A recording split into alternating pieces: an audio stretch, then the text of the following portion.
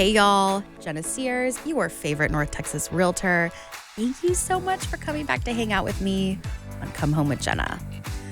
Here is the skinny. With the changing market, we are going to have to be a little more strategic if you are looking to purchase, but you have to sell something first. And this is primarily an episode for my buyers who are moving to an area that they're familiar with. So the reason that you're moving might be, I just need a little more space. I need a little less space. But you are familiar with the area. You come to me and you're like, hey, Jennah, I need to be, I want to stay here. My kids are in this school district, so it has to be zoned for this high school or whatever. Those things. So we don't have to go through the finding a community that you love in the same way that we would if you were moving out of town. But what we do need to really work through is most of my clients, especially if they're buying something a little bit bigger, or maybe they purchased their first home and now they've outgrown it, or maybe they need to be in a different location as far as, my office. I have to go into my office now and I didn't before. So I'm moving within the same community that I'm familiar with, but it's got to be here. This is the area, Jennah. So we previously were able to get your house listed and then immediately start looking at homes for you to purchase because listings were moving so quickly. So your house would sell in a week, and we were really a little, it was a really quick and dirty process. It was just fast. So we would list and then we would look, and that would be basically the same day a lot of times. So your house would go active, and then while you were having all these showings that show up on day one, we would go out, so you're out of the house, and we would find the house you want to purchase, and we would write an offer, and then we would review the offers that we'd received on your listing.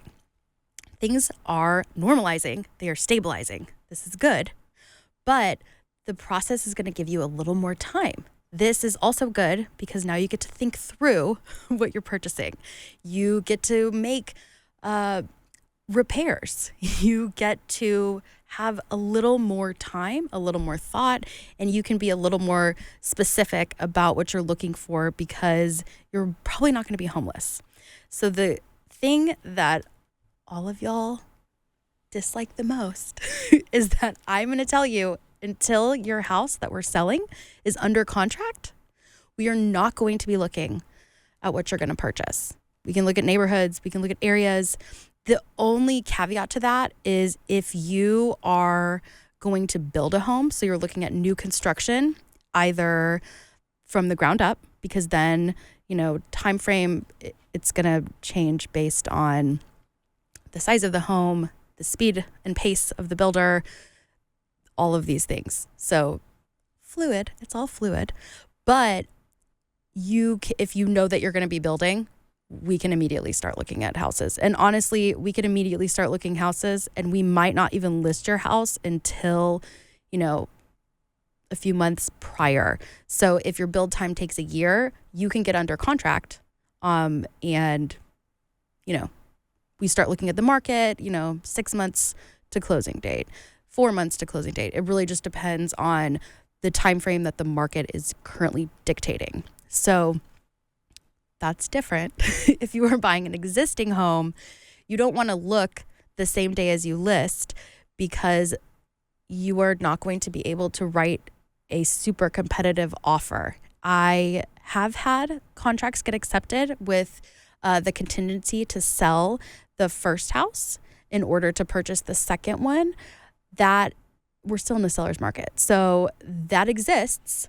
However, those contracts get signed and agreed to a lot faster if the house you're trying to sell is already under contract. So that is the way that you are going to have the least amount of stress and the most amount of success is let's look for your new home once your current home is under contract, unless you are building. Key rules. Now, if you can talk to your lender or if you have cash and you can afford both mortgages, or you want to utilize something like a bridge loan, there's always a way to work around this. But keep in mind that those options are all going to have timelines and where, we just can't predict. So we can guess, we can say average days on market right now is 60. Average days on market now is 32. I can tell you those and we can price competitively, but there's just never a guarantee. Will I sell your house? Absolutely. Will I sell it in a week? Depends on the market. Will I sell it in a month? Depends on the market. Will I sell it in 6 months? Depends on the market. You see what I'm saying? So the market is really going to dictate your time frame a lot more than I really want to be in this new house by this time.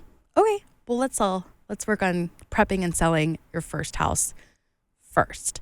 So if you do want to write a contract that says, hey, I can buy this new house as soon as the old house sells, the reason that, think about it from a seller perspective. If I have 2 offers and I'm selling, and my 2 offers are, okay, these people are purchasing in cash and they can close at any time.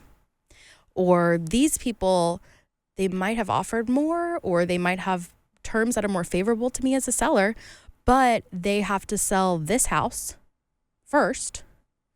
And we don't know when that's exactly going to happen. That's a little, I'm taking the cash offer from the seller, honestly. But it doesn't mean we can't try. I'm just trying to save you time, energy, effort, and stress. We want you the least stressed possible through this process. So the other part is if I am working with the seller and I do get an offer that my seller wants to accept that does have a contingency where the buyer has to sell a house first, it is well within the realm of normal that I, as the listing agent, would ask to see the contract that's on that house. So I say, all right, my sellers, they like your offer. They have some questions. I want to be able to present to my sellers, okay, this house is under contract. It closes on this date. They're already through inspections. It's pending. We're just waiting to close now. Whereas if the house is listed, or I've seen offers come in where the house that they need to sell is not even listed, that becomes a really difficult decision for a seller to make. And if I'm the buyer's agent, we want to make that contract appealing. And we want a yes. We want that seller to love it. And they are going to love it so much more if we're prepared and say, okay, this house has been in the market X amount of days.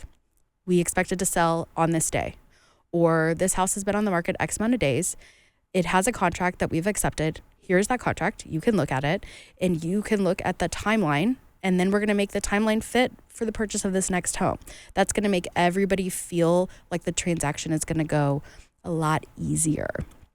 So this is very key. If you have to sell a house in order to purchase one, you are going to get your house under contract before we start looking at new homes to purchase, unless it's a new construction home or unless you have spoke with your lender and you can carry 2 mortgages. But a general rule of thumb, you got to sell one before you can buy one. And then we're off to the races. So I hope that was helpful for y'all today. And keep in mind, there's always a way to make it work, but we want to mitigate stress. We want as little stress as possible.